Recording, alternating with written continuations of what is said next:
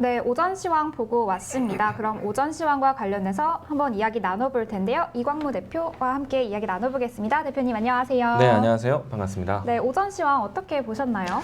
일단은 지수에 대한 등락이 지금 코스피와 코스닥 혼조세의 모습 보여주고 있는데요. 그래도 전반적으로 시장에 대한 투자 심리가 괜찮은 것 같습니다. 일단 가장 큰 카테고리에서는 외국인의 동향이 시장의 이탈이 크지 않다 보니까 전반적으로 이 외국인들이 모이는 수급이 있는 상태이기도 하고요. 이 때문에 이 시장에 대한 등락을 떠나서 종목에 대한 선택이 좀 다양한, 그러니까 종목 장세에 대한 시장 분위기가 진행되다 보니까 시장에 있는 투자 심리도 괜찮지 않나라고 생각이 되고 있습니다. 그리고 계속해서 지수의 흐름들을 본다라면은 지수가 연일 이 하방 지지 테스트를 좀 과정을 보여주고 있기 때문에 조금은 시장에서는 낙폭에 대한 부담보다는 자리를 지키는 것에 대한 포인트를 두고 있는 것이 아닌가라고 생각이 되고요. 저 역시도 오늘 지수가 계속해서 현 위치를 고수해 준다라면은 단기적인 낙폭을 이제는 좀 진정시켰다, 저점을 잡아가고 있다라고 긍정적으로 볼 수 있을 것 같습니다. 네. 한 가지 궁금한 점은 요 근래에 이제 국제 시장을 봤을 때 관망세가 조금 깊어지는 것 같습니다. 그럼 저희 시장도 이런 관망세 언제까지 좀 이어질 가능성이 보시나요? 일단은 지난 FOMC 의사로 공개 이후부터 해서 뭐 중요한 일정들이 있었죠. 뭐 네. 잭슨 홀 미팅이라든지 그리고 고용 보고서 발표, 네. 그리고 이번 주에는 CPI 발표까지 있기 때문에 시장에 대한 뭐 경기 방향에 대한 결정을 하기 위한 중요한 지표들이 있다라고 생각을 합니다. 때문에 지금은 아직까지는 중요한 지표 발표 이전까지는 시장에 대한 관망세가 이어지지 않을까라고 생각이 되고요. 일단 이번 이 CPI 발표 나고 난 다음에는 어느 정도는 FOMC에 대한 금리 결정에 상당히 큰 변수가 될 수 있기 때문에 아마 CPI 발표 이후부터는 어느 정도 시장에 대한 방향성을 보여주지 않을까 예상을 해보고 있습니다. 네. 그러면 CPI 발표 그리고 FOMC까지 우리 시장 조금 더 흘러가는 걸 봐야 될 것 같습니다. 그러면 이제 이슈 브리프 시간으로 넘어가 보도록 하겠습니다. 첫 번째 이슈 브리프부터 정리해 볼게요. 첫 번째 키워드는요. 러시아 가스 중단에 유로화가 급락했다는 소식입니다. 어제도 한번 이야기를 드렸겠지만 러시아가 가스 공급을 이제 완전히 중단했다라는 기사가 나왔습니다. 그로 인해서 유럽 주가는 계속해서 하락하고 있고 또 가스 가격은 폭등을 하고 있습니다. 이로써 어제 유럽 증시가 영국을 제외하고는 전반적으로 다 하락하는 추세를 보였습니다. 이런 유럽 증시 지금 어떻게 보시나요? 일단은 미 증시가 이 휴장이었고 공백이다 보니까 우리가 이제 시장 판단에 있어서 유럽 증시를 좀 참고를 했거든요. 아니나 다를까 역시나 이 러시아에 대한 공급 중단이 유럽 증시에 큰 충격으로 다가왔고요. 생각보다는 그래도 좀 방어 잘했지 않나라는 생각이 듭니다. 왜냐하면은 유럽 증시가 직접적인 피해를 아주 큰 타격을 받을 것이라고 생각을 했거든요. 그러면은 저는 뭐 개인적으로 3~4% 이상의 하락을 보이지 않을까라고 생각을 했는데 그래도 2%대 방어 잘했다라는 생각이 들고요. 유럽도 이제 이번 주 중요한 경제 지표 일정이 있습니다. 22회 통화정책 회의가 앞두고 있다 보니까 일단은 시장에 대한 악재를 맞이한 상태에서 중요한 금리 결정에 대한 이야기들까지 앞두고 있기 때문에 아마도 이 유럽 증시는 조금 더 관망하는 기조가 좀 나타나지 않을까라는 생각이 좀 들고 있고요. 유럽 증시에 대한 하락은 어느 정도 좀 예상된 흐름이었습니다. 이 때문에 우리 증시도 어제 좀 조정의 모습 보여주기도 했었고요. 다만 이제 유럽 증시, 미 증시, 우리 증시 모두 다 그동안에 이 낙폭 과대되었던 위치에서 반등을 했었고 지금은 다시 한번 저점을 확인하는 과정이 있습니다. 차트적으로 봤을 때 실질적으로 쌍바닥을 만들 수 있는 그런 위치에 있다 보니까 경제적 환경에 대한 요건도 중요하지만은 기술적인 차트적인 위치에서 저점을 찾아가는 과정이 있다 보니까 지금은 섣불리 크게 급락하기도 어려운 장이 아닐까라는 생각이 듭니다. 일단은 유럽의 이 난항이 좀 예상이 되는데 일단 유럽 내부에서의 이 에너지 대란을 어떻게 대처할 것인지 그리고 러시아의 관계를 어떻게 개선시킬 것인지 이 뉴스가 중요할 것 같고요. 뭐 지금 이제 우리 증시나 아니면 미 증시 마찬가지로 유럽에 대한 이야기들이 상당히 영향이 될 것 같습니다. 일단 뭐 유럽의 증시 등락보다는요, 유럽 안에서 나오고 있는 내용들이 더 중요하기 때문에 사실 유럽의 증시 하락이 우리 증시에 큰 영향은 당장은 아닐 것 같고요. 당장은 그러니까 100% 뭔가 충격적이다라고 볼 수는 없고 당연히 이제 영향은 되겠죠. 근데 유럽 증시 하락은 어느 정도 좀 어제 예상했던 바이기 때문에 일단 오늘 우리 증시는 미 증시에 대한 미 선물 증시가 반등하는 모습들을 보면서 오늘 장 초반 출발은 좀 긍정적이었다라고 이야기 드리겠습니다. 네. 이렇게 이야기를 해주셨고, 근데 또 이제 이슈로 네. 나온 게 유로화 급락이었습니다. 1유로가 1달러인 그 상황이 깨져버린 건데 이게 20년 만에 처음이라고 하는데 이런 유로화 약세가 어떻게 진행이 될 거라고 생각하세요? 이제 서서히 유럽의 경기에 대해서 상당히 이제 걱정이 되거든요. 네. 에너지 공급에 불확실성이 생긴다라는 것은 앞으로 유럽의 경기에 활동에 상당히 부담 요인이 되거든요. 네. 왜냐면은 기름이 또 어느 정도 좀 이 가격 유지가 돼야지만 기름이든 가스든 유지돼야지만 생활도 또 지킬 수 있기 때문에 사실 유럽의 국가와 또 서방 국가 같은 경우에는 전체적인 소비의 비율 중에 네. 에너지 소비가 상당히 또 큰 규모를 가지고 있습니다. 우리나라보다 좀 더 큰 규모를 가지고 있는데 그 에너지 가격이 상당히 급등세다. 그러면은 아무래도 다른 소비 영역에서 지출을 줄일 수밖에 없기 때문에 네. 경기 활성화에 상당히 부담이 될 수밖에 없을 것 같고 그렇다면은 유럽의 경기에 대한 둔화, 그러면 유럽 전반적인 시장에 대한 신뢰도가 떨어질 수가 있어요. 네. 물론 상대적으로 본다라면은 유로화와 또 달러나 아니면 다른 통화 비교했을 때 유럽에 대한 가치 신뢰도가 떨어진다. 그러니까 이 문제가 실질적으로 유로화에도 가치 하락으로 이어졌고 네. 만약에 유럽도 마찬가지로 지금 금리 인상을 하고 있는데 물가 경기 활동에 부담을 느낀다. 뭐 이게 이제 물가는 오르고 있고 경기 소비 심리는 떨어지는 이게 바로 스태그플레이션이지 않습니까? 지금 전 세계적으로 물가 고물가에 대한 부담이 앞으로 경기 침체로 이어질까봐 굉장히 조심하고 있는 때이기 때문에 이런 내용들이 점차 고착화된다면은 유럽에 대한 다시 한번 경기 침체, 경기 위기가 찾아올 수 있다라는 것을 참고하시면 좋을 것 같습니다. 네. 이번 러시아 사태를 시작으로 해서 유럽의 경기 침체 가능성까지 이야기를 해주셨는데 또 유럽 중앙은행도 이를 대비해서인지 네. 금리를 뭐 자이언트 스텝을 진행하겠다 뭐 이런 얘기를 나오고 있어요. 그러면 이게 네. 지금 전반적인 글로벌 시장에서 미국과의 금리 차이를 조금 줄이기 위한 것인지 아니면 유럽 내부만을 위한 것인지 좀 네. 궁금합니다. 두 가지 다 모두 다 해당되는 것 같아요. 일단은 유럽의 마이너스 금리, 제로 금리에 대한 기간이 상당히 길었었거든요. 네. 이제 7월 달에 처음으로 이제 13년 만에 라는 숫자가 맞을 겁니다. 13년 만에 처음으로 이제 마이너스 금리를 탈출했고 금리 인상을 계획을 했고요. 이로 인해서 이제 그동안에 벌어졌었던 미국과의 금리 격차를 줄여가려고 하고 있습니다. 한때 이제 미국도 제로 금리에 가까웠지만은 빠른 속도로 이제 금리 인상을 해왔기 때문에 만약에 이제 이 전체적인 금리에 대한 격차가 차후에는요 유럽 안에 이 투자 유치에 상당히 부정적인 견해를 나타낼 수 있기 때문에 지금은 가능한 미국의 금리 차이를 따라가는 것이 맞을 것 같고요. 네. 그리고 앞에서 이야기 드린 것처럼 유로화에 대한 가치 하락 이 내용은 다시 반대로 이야기한다면은 달러화에 대한 가치가 올라가고 있는 때예요. 그래서 요즘에는 강달러라는 네. 이야기보다 킹달러라는 이야기까지 나오고 있거든요. 맞아요. 그러면은 이제 이 강달러, 킹달러를 견제하기 위해서는요, 중요한 화폐 중에 하나가 유로화 화폐입니다.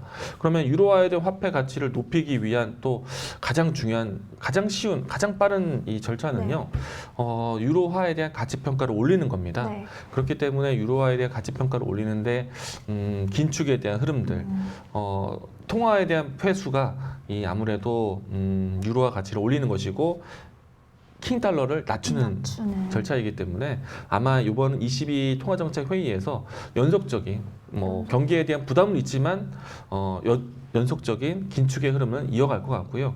그리고 이야기 주신 것처럼 자이언트 스텝에 대한 전망까지 나오고 있습니다. 네. 0.25% 25bp가 아니라 빅스텝 50bp라든지 75bp까지도 올라갈 수 있다라고 가능성을 좀 보고 있는데요. 최소한의 빅스텝 이상의 금리 인상을 하지 않을까 예상을 하고 있습니다. 네. 최소 0.5bp, 0.75bp까지 인상을 예상하신다고 말씀을 해주셨습니다. 그러면 이제 다시 한번 러시아와 유럽 상황에 돌아가서 이야기를 해보면요. 네. 이제 어제도 그렇고 러시아가 가스를 중단한다는 이야기가 나오면서 뭐 유럽 곳곳에서는 뭐 그래도 우리 예비 전력 가지고 있다. 네. 걱정할 필요 없다라는 이야기가 들려오고 있는데 네. 제가 개인적으로 생각하기에는 이런 에너지를 가지고 있다, 비축하고 있다라는 것도 단기적인 것 같아요. 장기적으로 본다면은 분명 러시아와의 관계를 좋게 만들어야겠지만 뭐 그것도 어떻게 될지 모르는 전망이잖아요. 그래서 이렇게 일시적인 것 같은데 장기적으로 보면 어떻게 될까요? 네, 일단은 지금 최근에 나오고 있는 이 러시아의 가스 공급 중단 이 전후로 해서 네. 어떤 이야기들이 흐름이 진행되고 있냐면은 일단 러시아의 에너지에 대한 주도권이 아무래도 유럽에서는 눈에 가시기도 하고 어떻게 보면은 또 어떻게 이제 방향을 어르고 달랠 것인지 아니면은 강하게 러시아를 고립하는 방법을 취하든지 그런데 최근에 와서는 러시아를 제재하기 위한 여러 가지 러시아를 고립하기 위한 주변 국가들에 대한 움직임들 네. 일단 이제 그러니까 이 유럽 최근에 와서 G7 재무장관 회의를 했습니다. 네. 이 자리에서요 러시아산 석유와 러시아산 석유 제품에 대해서 가격 상한제를 만들겠다. 그러니까 물가 상승에 대해서 러시아 제품에 대한 이 부담을 상한선을 정해놔서 이 이상에 대한 수입 물자를 받지 않겠다. 그러니까 러시아에 대한 가격을 제한을 두는 거죠. 거기에서 러시아가 반발을 한 겁니다. 네. 그래서 당장 시장에서는 가스 공급 중단을 한 것이고요. 여기에서 가스 중단하고 난 다음에 유럽에서 이런 이야기 나온 거예요. 러시아 도움 없이도 우리 버틸 수 있다. 유럽의 겨울을 버틸 수 있다라고 이야기를 했지만 사실 그게 진짜일까? 정말 그만큼 여유가 있을까에 대해서는 저도 의문이 될 것 같아요. 네. 왜냐하면은 본격적으로 에너지 소비가 집중되는 시기, 겨울. 유럽의 겨울의 시기가 아직 오지 않았기 네. 때문에 지금의 비축량이 앞으로 유럽의 겨울까지 버틸 수 있을까? 저는 어렵다고 봐요. 그렇기 때문에 일단은 나 잘할 수 있어라고 얘기를 하고 있지만은 네. 유럽도 상당히 걱정이 되지 않을까라고 그쵸. 생각이 되고 맞습니다. 있고요.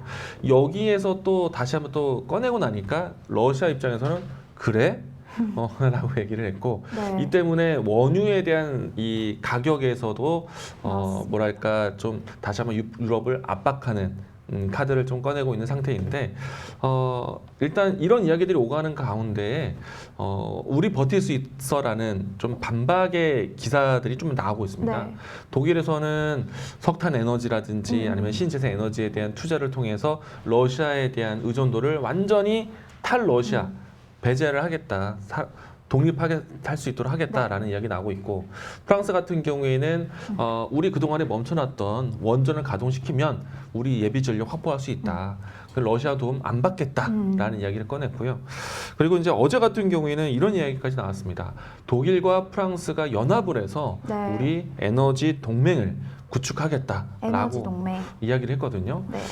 쉽게 말하면은 프랑스가 비축했었던 가스를 독일 쪽에 공급을 좀 해줄 것이고 독일은 그로 인해서 만들어낸 발전량 전기를 프랑스에 또 지원할 수 서로 있도록 이렇게 도와준다. 서로 공생하겠다라고 얘기를 네. 했습니다.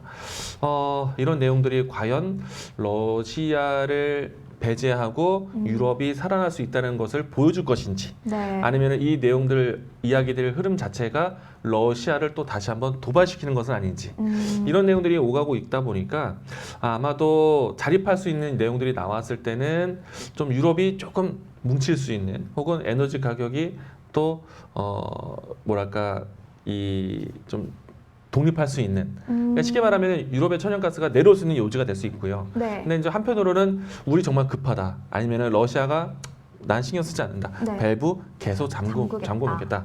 그러면 또 에너지 가격은 또 오르겠고 이런 내용들에 대한 시소 게임이 계속 엎치락 뒤치락 할 수 네. 있지 않을까. 그러면은 그 사이 동안에 에너지 관련된 시선 자체가 불안정하기 때문에 네. 그러면은 이것에 대해서 뉴스가 굉장히 민감하게 작용할 것이기 때문에 이 안에서 에너지 관련된 주식들은 오르고 내리고에 대한 좀 계속해서 변동이 맞다. 탄력이 있지 않을까라고 생각합니다. 사실 무관심이 굉장히 좀 시장에서는 악재인데 네. 지금은 관심권에 있기 때문에 네. 주식시장도 계속해서 좀 관심이 변동으로 이어질 것으로 생각합니다. 뭐 물론 이제 무한정으로 올라간다고 말하기는 어렵지만은 계속 관심권에서 오르고 내리고 오르고 내리고. 근데 사실 투자자 입장에서는 오를 수 있는 모멘텀이 있거나 근데 떨어지는 것에 대한 걱정보다는 오를 수 있는 모멘텀이 계속 존재한다면은 하다못해 단타라도 그쵸. 단기적인 맞아요. 관심이라도 계속 모아지거든요. 그러다가 이제 조금 이야기가 격양이 되면은 변동성이 굉장히 커질 수 있는 그런 이제 환경성이 있기 때문에 저는 이 러시아와 유럽의 관계 속에서 물론 이제 이 내용들이 길어진다면 전 세계적으로 경기 위험에 아주 악재겠지만은 맞아요. 네. 주식 투자하는 사람 입장에서는 시장 아예 먹을 것도 없는데 에너지 관련된 종목들 사고 팔아야지 이런 생각이 많이 뛰어들 것이라고 생각합니다. 이 때문에 에너지 대란에 이어서 움직일 수 있는 종목들 카테고리가 계속 돌아가지 않을까. 올라가자. 쉽게 말하면 순환매가 나오지 않을까라고 생각이 되고 있습니다. 네, 에너지 대란과 관련해서 지금 어떻게 될지 모르는 상황에서 뭐 사실 단타도 조금 어려울 수 있고 장기적으로 가는 것도 좀 어려울 수 있다 이런 의견을 좀 주셨습니다. 그래서 저는 드는 생각이 뭐 에너지 대란으로 또 어떻게 보면은 신재생에너지까지 우리가 생각을 해볼 수 있을 것 같습니다. 그래서 최근에는 특히 오늘 같은 경우에는 태양광 관련해서 한화솔루션이 좀 네. 좋은 주가 흐름을 보여주고 있습니다. 한화솔루션 같은 경우는 그러면 좀 아까 말씀해주신 단타로라도 조금 괜찮을까요? 일단은 이 문제를 보기 위해서 하나씩 좀 뭔가 스토리를 좀 보도록 하겠는데 네. 가장 민감하게 움직일 수 있는 거는 천연가스, 그리고 천연가스 또 문제. 원유 관련된 원유. 종목들이고 이 때문에 대체 에너지원에 대한 관심이 이어지기 때문에 신재생 에너지, 뭐 태양광이라든지 풍력이라든지 수소라든지 이 안에서 또 순환매를 또 기대할 수 있을 것 같고 또 대체 에너지원 중에 신재생 에너지뿐만 아니라 기존에 있었던 석탄 에너지 그리고 기존에 있었던 원전 에너지에 대한 가동에 대해서도 언급이 되고 있기 때문에 이 모든 것들이 지금 러시아 에너지 대란에 대해서 움직일 수 있는 종목 카테고리다. 라고 네. 보시면 좋을 것 같고요. 천연가스부터 해서 종목군들을 살펴보시게 되면은 지금 우리 시장에서 직접적으로 움직이고 있는 천연가스 관련된 종목들은 도시가스 관련된 종목들입니다. 네. 일단은 GSE 어제 급등을 했었던 종목이고요.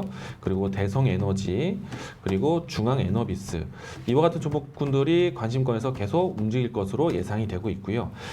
천연가스에 대한 대체 공급 예를 들어서 러시아가 아닌 다른 지원 본다라면은 조선업황 또 다시 살려올지 않을까 생각되고 있고요. 지금은 많이 관심권 좀 멀어졌습니다. 대우조선해양부터 해서 현대중공업. 오늘은 크게 오르고 있네요. 이와 같은 조선주들에 대한 움직임들 뭐 함께 보실 수도 있을 것 같고요.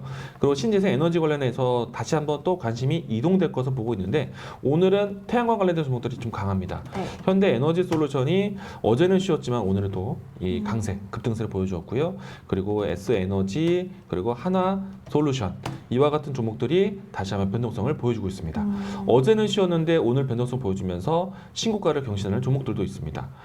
그리고 또 이제 CS 윈드라든지 CS 베어링 같은 경우에는 아직까지는 큰 움직임, 오늘도 이제 좀 크게 움직임이 나오고 있네요. CS 윈드까지 보겠습니다.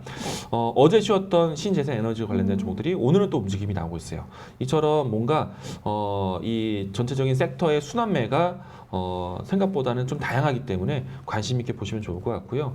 그리고 오늘은 크게 변동되지 않았지만은 뭐 예를 들어서 이제 원전 관련된 종목들 원전가스. 이런 종목들도 낙폭이 멈췄을 때는 관심 있게 보셔야겠죠. 한신기계라든지 그리고 보송파워텍 이와 같은 종목들도 함께 보시면 될 것 같다라고 이야기 드리겠습니다.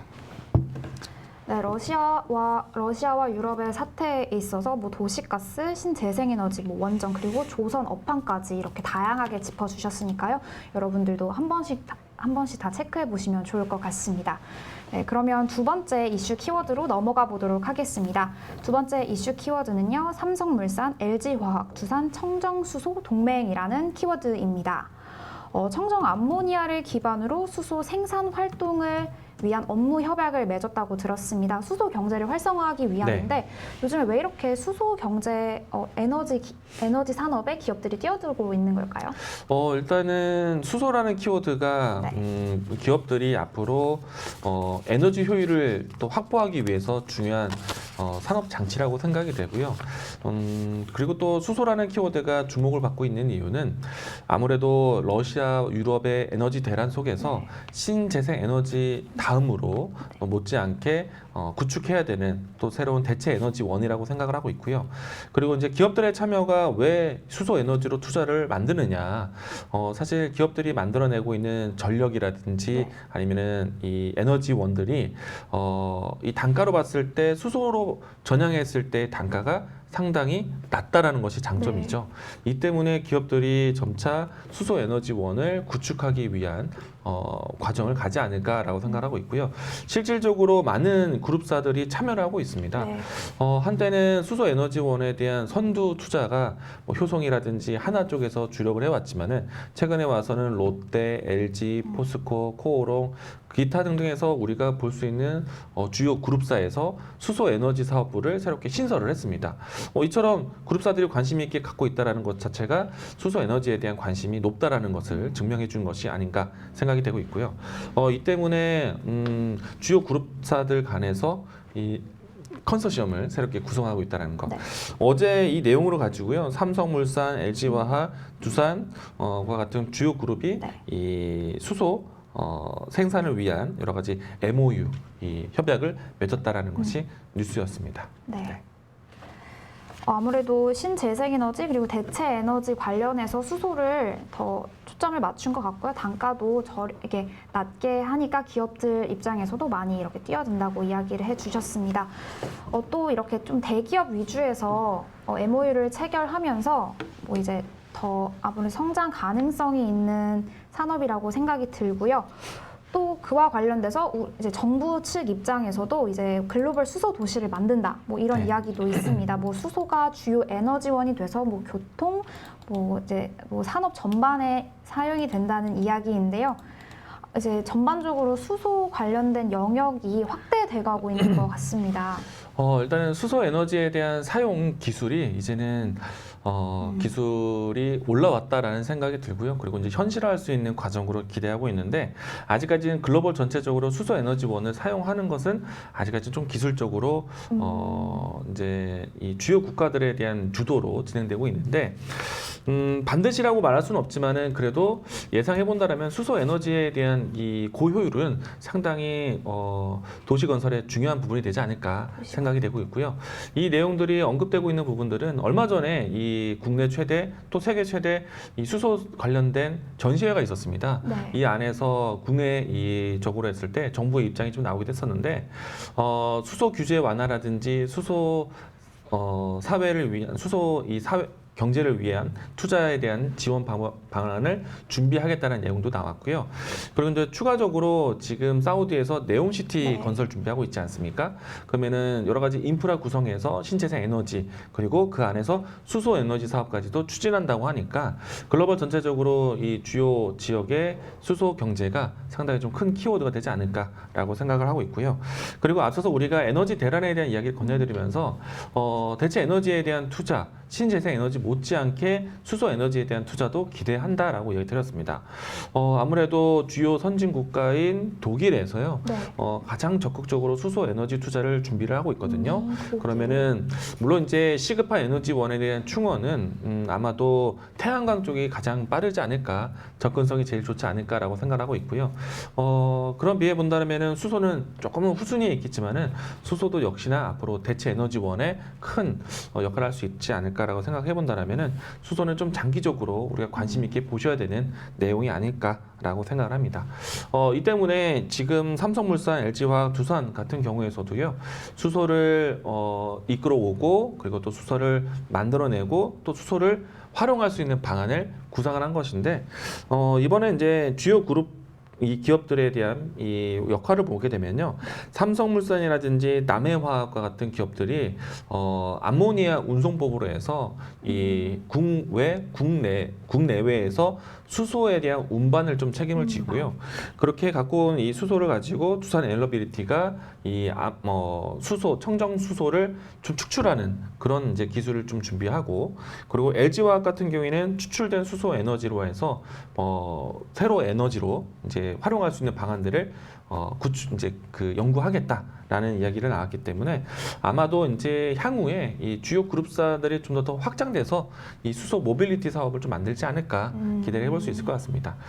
일단 저도 이제 수소에 대한 관심이 상당히 높은데 수소라는 것을 활용할 때 네. 수소를 생산하거나 또 수소를 운반하거나 또 수소를 저장하는 데 있어서 중요한 기업들의 역할이 있습니다. 네. 이런 내용들이 앞으로 점차 이제 그룹사 안에서도 구축해야 된다면은 아마도 이제 하나의 또 새로운 에너지 구축 발전소로서 수소 에너지가 많이 쓰이지 않을까라고 생각을 합니다. 네, 이야기해주신 거를 들어보면 각 이제 계열사로부터 뭐 생산 그리고 뭐 운반 그리고 가공까지 각각의 역할을 하면서 이제 인프라를 만들고 있는 과정이라고 보고 있으시다고 이야기를 해주셨고요. 또 장기적으로 보기 좋은 에너지 대란 속 장기적으로 보면 좋은 이제 섹터라고 이야기를 해주셨습니다. 그렇게 이야기를 해주신 것과 관련해서 수소가 수소 에너지를 만들기 네. 위해서 여러 분야로 이렇게 나누게 되잖아요. 네. 그러면 어떤 영역으로 좀 더 세분화돼서 네. 보면 좋을까요? 앞에서 잠깐 언급을 해드렸었는데 수소를 만드는 것도 상당히 중요하고요. 그래서 수소 생산에 대한 여러 가지 기술법이 있습니다. 뭐 예를 들어서 부생수소라든지 아니면은 수전의 기술이라든지 아니면 그 밖에 그린 수소를 이제 좀 퓨어한 깨끗한 수소를 만들어야지만 네. 수소를 쓸 수가 있거든요. 네. 그래서 이제 그런 생산법에 대한 기술에 따라서 여러 가지 이 기업들이 존재를 할 것 같고요. 그리고 이제 중요한 거는 그 수소를 또 옮겨야 됩니다. 네. 근데 이제 수소라는 것 자체가 우리가 보통 기체로 인식을 하지 않았습니까? 네. 그러면은 기체 형태로 옮기게 되었을 때는 사실 기존에 있었던 유조선을 옮기는 거라든가 이런 절차보다는 굉장히 비효율적일 거예요. 그래서 천연가스 옮기듯이 굉장히 큰 압력으로 액화를 시키든지 아니면은 좀 전에 이야기 드린 것처럼 암모니아 운송법이라고 해서 수소 자체를 암모니아 액화로 만들어서 그 안에서 수소를 추출하는 방법. 사실은 H2라는 수소의 원소 기호를 활용하는 여러 가지 화학적 절차를 가지게 되는데 네. 이처럼 이제 기술력을 필요로 하는 영역들이 있게 될 겁니다. 그리고 또 저장도 잘 해야 돼요. 네. 그렇기 때문에 제가 이야기 드렸던 카테고리에 따라서 생산, 또 운반, 저장에 대한 카테고리로 따라서 어떤 기술이 필요한지를 보게 되면은 아마도 향후에 기업 찾기는 어렵지는 않을 것이다 라고 생각합니다. 물론 이제 그룹사별로 이제 주요 부서의 역할 분담을 만들고 있는데 오늘은 이와 같은 분류로 해서 기업들을 찾아야 된다라는 정도까지만 전달하도록 하겠습니다. 네. 네, 지금 이제 말씀해주신 것처럼 뭐 생산, 운반 그리고 저장까지 이런 분류로 이제 점차적으로 확대가 될 테니까요. 그리고 그 확대되는 과정에서 기업 찾는 건 어렵지 않을 거라고 이야기를 해주셨습니다. 그럼 지속적으로 수소에 관련돼서도 이제 관심을 가지면 좋을 것 같습니다.